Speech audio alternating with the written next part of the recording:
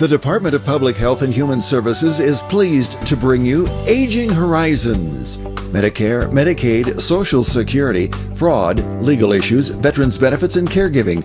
Aging Horizons is a program dedicated to inform and prepare Montanans on these timely issues, making a difference to you and your loved ones. Here now is today's program host. Hi folks, welcome to Aging Horizons. On today's show, we'll be talking about Medicare rights, particularly as they apply to different facilities that a Medicare recipient might be in.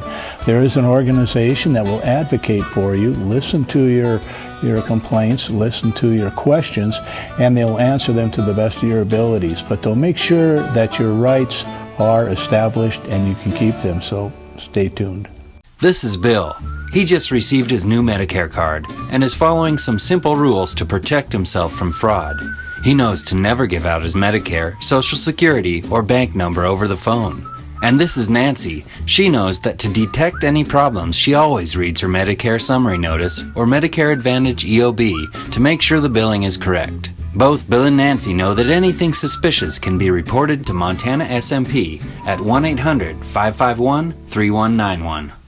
Good care is your right. In Montana, there's over 11,000 beds in nursing homes and assisted living facilities. If you or a family member needs assistance or help in obtaining information about care issues and placement options, call 1-800-332-2272. If you or a family member need information about Montana's long-term care resident rights, or if you need help solving a problem or a complaint about a nursing home or an assisted living facility, call us at 800-332-2272.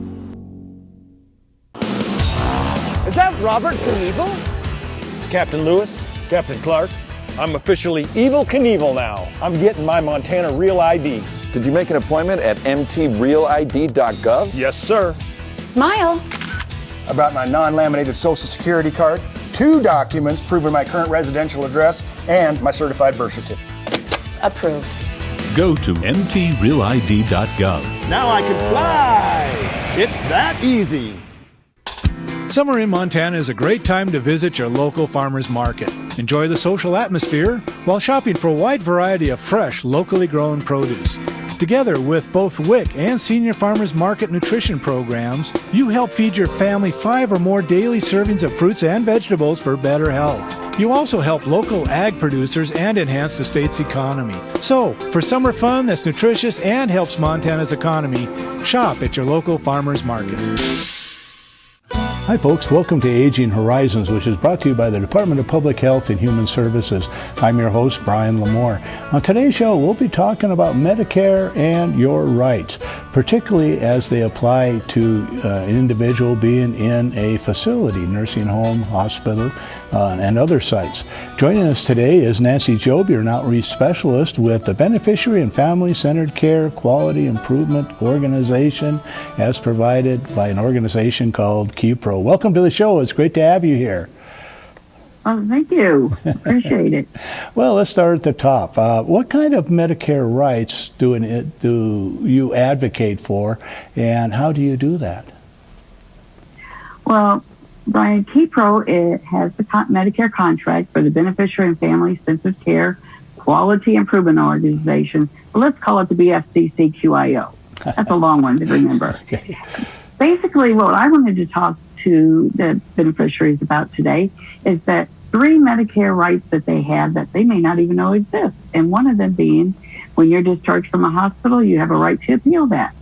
If you have a complaint about a provider, you have a right to file a beneficiary complaint. And if you are just needing some issues resolved or just need a third party to advocate for you, we also do immediate advocacy. Mm-hmm. So we have a telephone number and a website we can put up on the screen. What kind of calls generally do you get from individuals? Well, a call can be as simple as they cannot get to our immediate advocacy line. They may just call in and say that they're having trouble getting their prescription drugs refilled because the doctor won't refill them for them. And we might just step in and talk with the beneficiary, then talk to the provider, and find out that the provider just needed that beneficiary to come in for an appointment to update the files before they renewed their prescription refill. Mm-hmm. So it's a real simple process. but sometimes you just need that third party to step in and help you. Yeah, I can understand that because it is a bit confusing, and sometimes an individual, well, maybe they don't get the service or the provider that they want, and you're the kind of are you problem solvers, or you just advocate for the individual? Well, always wanting to find a resolution to whatever the problem or issue is brought to us by that beneficiary. Mm-hmm. So it could be a simple resolution. It could be something as much as maybe a beneficiary went home from the hospital. They're at home and they're getting home health, but they're not satisfied with their service. They've tried to get the issue resolved with the home health agency without any resolution. So therefore, they contact us. And then we kind of step in and we can talk to the home health beneficiary and try and find a medium so that everyone is happy with the resolution. It may be as simple as maybe that home health nurse that was coming out just wasn't a good fit for that particular beneficiary. And just with a little discussion, we find out we just need to find a new home health nurse for that. So you're sort of a mediary or an advocate. You work between the two groups. Sometimes one group maybe is not listening or understanding, so then you explain it to them and help them out. That requires a lot of knowledge to be a Medicare advocate. Well, we have a great call center that the calls are referred on to either social workers, nurses, whoever is going to be the best problem solver for that particular issue. Mm-hmm. So when an individual is in a facility and they're going through the discharge process, which is probably a very happy time, you don't want to be there too long. Tell us the discharge process. What is involved with that, and maybe what can go wrong? Well, what can happen is the doctor will come in to discharge a patient maybe in the afternoon, and the patient just feels overwhelmed and maybe doesn't feel like they're ready to go home, and the family's really unsure of the care for that patient. So therefore, they do have a right to appeal that decision to go home at that particular time. And what they would do is the hospital would give them a important message from Medicare, and on that sheet it would have our contact information and to contact us, and then the beneficiary would need to contact us before midnight of that day. And it would be sent into our call center, and then first thing in the morning, we'll be gathering information and records from the provider to find out if, yes, that patient should be going home, or no, maybe they need a little more care. And then that would be given back to the beneficiary, whether or not they should or should not go home. And if it is decided they should, well, then they would need to go home, or they would be financially liable for their care at that point. Mm-hmm. Do you do any advocacy after the fact, say for financial issues, or are you more active when the individual is in the facility? We don't really advocate so much for the financial side of it, as much as we're just trying to take care of that beneficiary to get the best result for them to get home and get the best care that they can when they do arrive at home. Okay. And could you maybe go over what the rights are again? Because a lot of people aren't familiar with that. Well, they do have the right to appeal that decision, the discharge. Most of the time you think, oh, doctor's sending me home. I don't really want to go home. I don't think I'm ready to go home. But yet you don't know that you have that right to say, no, I'm not going home. And you do have that right, and it's and that is to contact KEPRO. And then we would step in and look at the medical records to see if maybe you really weren't ready to go home. And you would have that 24-hour period while we're getting our end results to, and maybe that's what you needed, just that 24-hour period to feel better or to get things in order, or whatever the issue might be that why you feel like you can't go home. Mm-hmm. So you can help the individual and maybe the family members. Now we're drawn to a close quickly on our first segment, but this is an important organization that advocates for the rights of individuals in facilities. You may be in this situation or a loved one, so if you stay tuned and you'll be able to advocate better for them.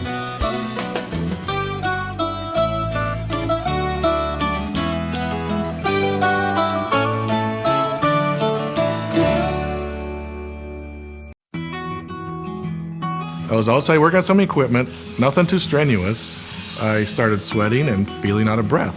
When he felt pressure in his chest and aching in his arms, I knew we had to call 911. First responders were there before we knew it.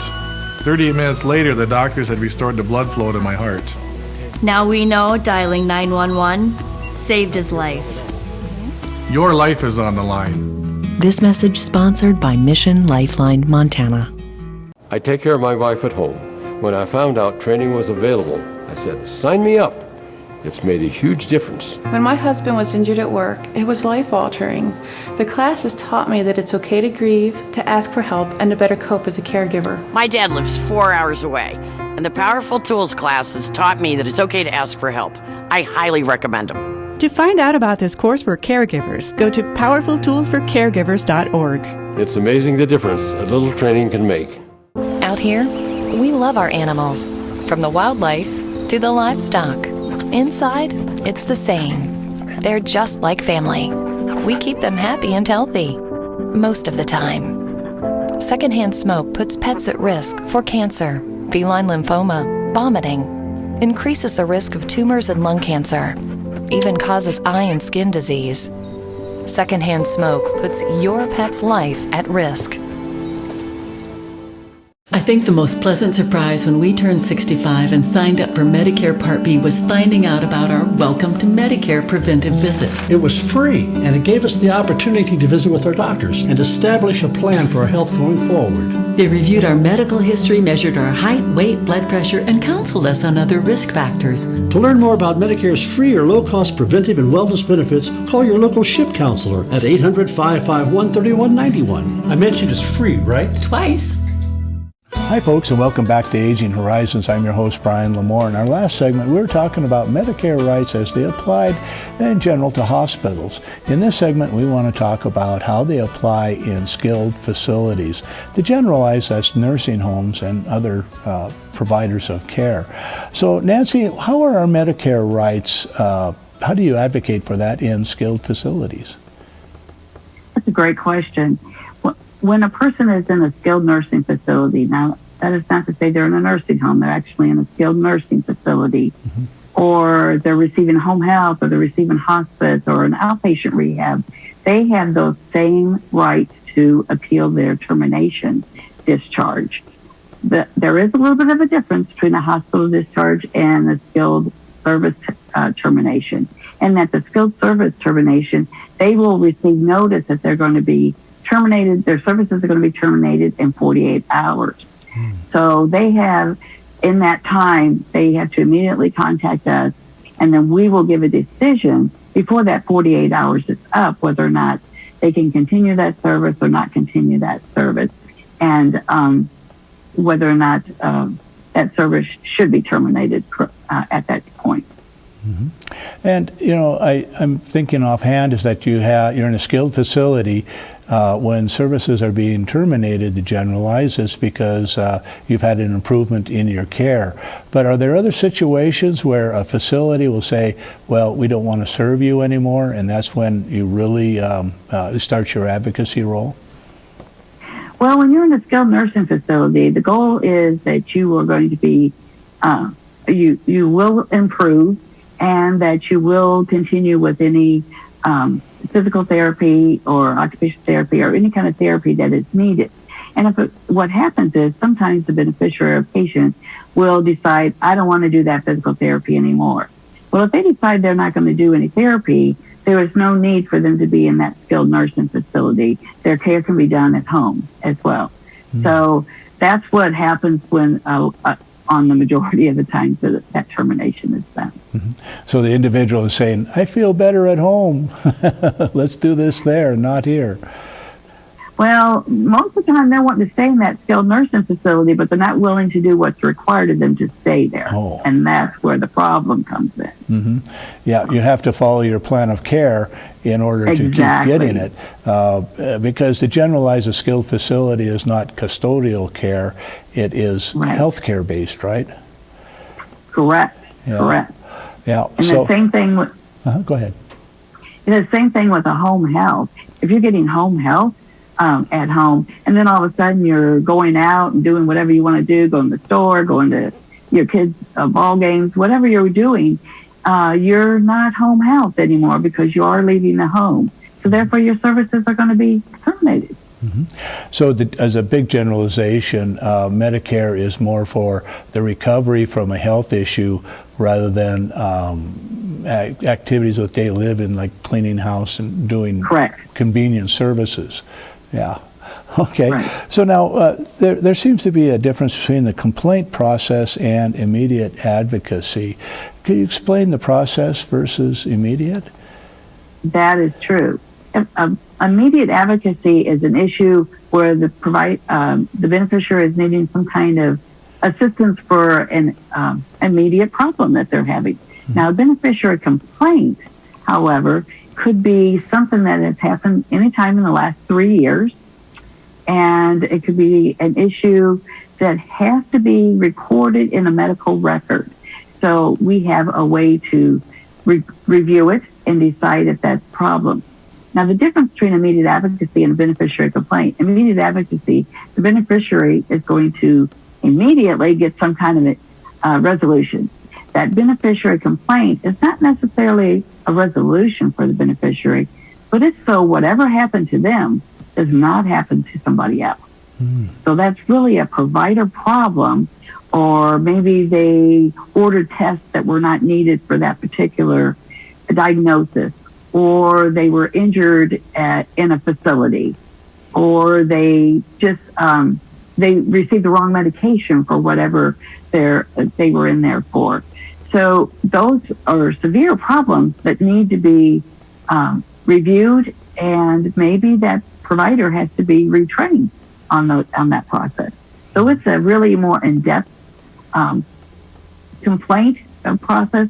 And what happens is they just call us, we gather information, we contact the provider, we gather more information, and we decide whether or not that is a problem that needs to be maybe sent for a quality improvement plan, to where they're going to have some kind of retraining or be followed to make sure that it doesn't happen to another beneficiary.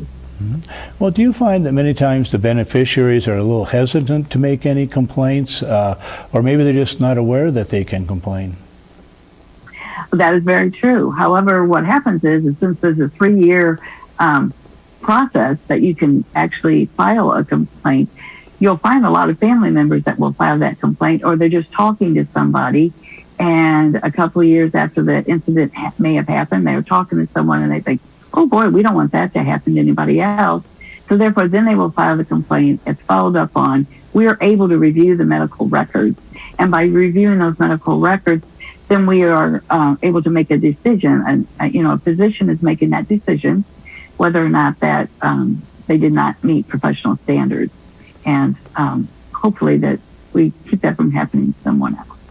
Well, I like what you point out there, because many times you hear about a complaint, it's like, how's that affecting me? But what's so important is that how does it affect other individuals in the similar situation, possibly in the same facility, possibly with the same provider of health care. Right.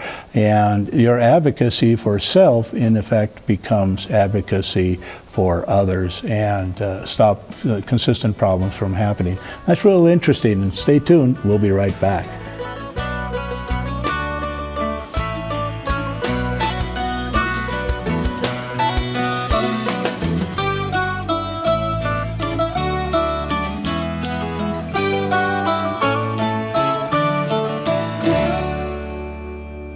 Every 65 seconds, someone is affected with Alzheimer's or other dementias.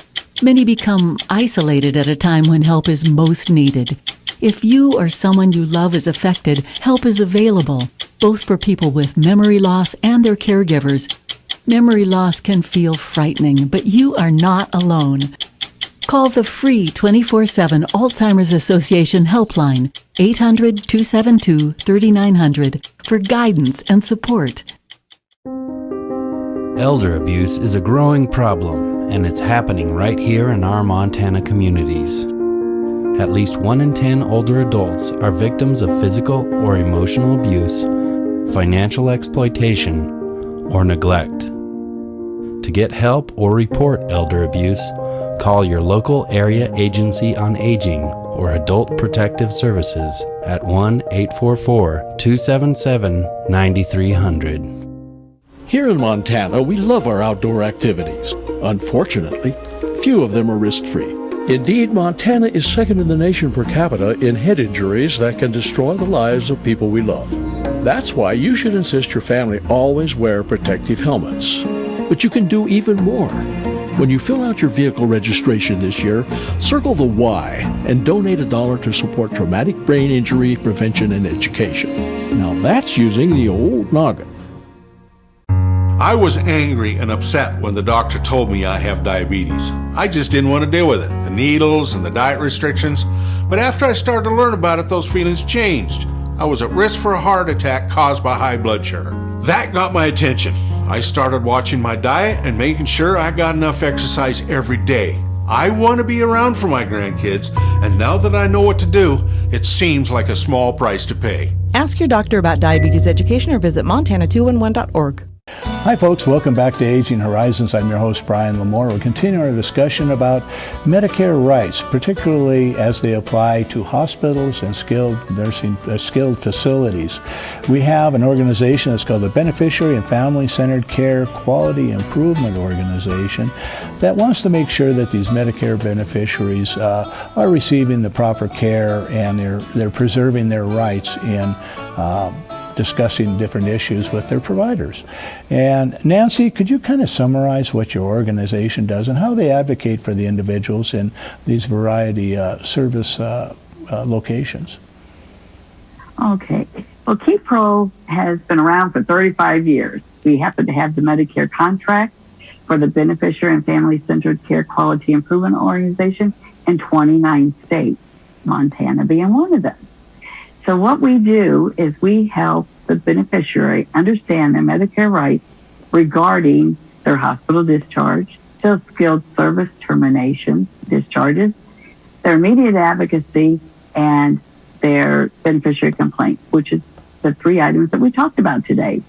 With that being said, how do you really go about doing all this? Well, if you have any of those issues, you want to contact KEPRO and with the number provided, and we will start that process through our call center, and it will go down the chain. It will be given to a nurse, a social worker, whomever is going to be the best person to resolve the issue. Then it's going to be medical records are going to be all gathered up to make that decision. And then it's going to be given to a physician to review those. And then with that physician's going to make the decision. So we have very professionals that are making these decisions as to whether or not, yes, you should be discharged, or nope, maybe you should stay in the hospital a couple more days. Or whether or not you could get, on your immediate advocacy, maybe you're needing some help with going home and you don't have all the equipment that you need and you just feel totally unprepared.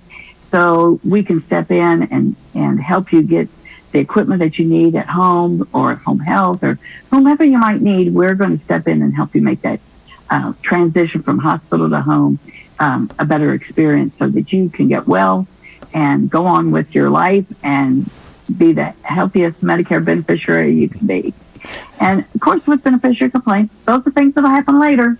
So if you hear about something from your neighbor or anybody or somebody that's telling you a story that you think, oh, I don't want that to happen to me, maybe you can suggest to them that they can follow through and get some review of the circumstances to make sure that that is something that's not carried on to another beneficiary. Because we want all Medicare beneficiaries to have the best experiences they can have. And the KEPRO, the Beneficiary Family-Centered Care Quality Improvement Organization, is the place to call to make sure that that will happen. And the individuals that can contact you is not only the person that is on Medicare, but it can be family members, and there's a look-back period too if it's required, correct? That is correct, and that's the main thing to remember, because a lot of times beneficiaries can't make those decisions, or they're not aware of those decisions, and they're given paperwork, and the family members are trying to figure out, what do I do? And they can be the one to step forward and help that beneficiary. Mm-hmm. And how do they generally find out about your organization? Does the nursing home or the hospital, do they provide that information to a patient at some point? That's a great question, because the hospital is required to give an important message from Medicare to you on discharge. They're required to have that information on there for how to contact us. and the process of contacting us. If you're in a skilled nursing facility or hospice home health, they're required to give you a notice of Medicare non-coverage. And with that, it tells you how to contact KEPRO and to follow through so that you can make decisions properly and whether or not you want to file a complaint, discharge, or whatever it is that you want to do. And I think an important part there is that a cessation of Medicare paying for the services, because that's a big thing sometimes. Do people find out about that ahead of time, or is it usually after the fact before they can act to do something different? Well, basically, KEPRO handles anything that is Part A, and Part A is anything that's going to be hospital, skilled nursing, hospice, home health, outpatient rehab. If it's Part B, which is like, this is for discharge appeals. If it's Part B and you're going to a provider or you're on observation, maybe in the hospital, rather than being actually admitted, we would not handle that particular item. But we do handle all immediate advocacy and all beneficiary complaints for everything. And we handle whether you're on Medicare Advantage or you're on regular Medicare. I think an important point here that when people make a distinction or when providers make a distinction is that are you there for medically necessary reasons versus observational or caregiving. You have to have a health issue that you're in and receiving services with the idea that it will hopefully be resolved or greatly improved, right? Correct. That is definitely the case. So you would definitely need to show improvement or need that medical assistance to be admitted into the hospital. Okay. And that sounds like an awfully big job, and you guys are doing it well. I mean, do you have an idea how many calls you might get per year? I am not sure what it is. We're in a new contract now. We had the contract in the last scope of work, the last 5 years, the 5-year contract. And we're now in a new contract, so I'm really not sure where we are, but I know that it's way more than we anticipated. Well, it's good that you're there, that you're advocating for Montanans, particularly the individuals who may be in a facility and they're frail, maybe they're confused, they're concerned about their health and whether the right decisions are being made. So thank you for assisting our Montana citizens in that way. Okay. And thank you for being on the show. We quickly drawn to a close. If you want to contact them, we have a telephone number and a website on the screen, and they can be an advocate. Call. They want to hear from you rather than not. Thank you for joining us.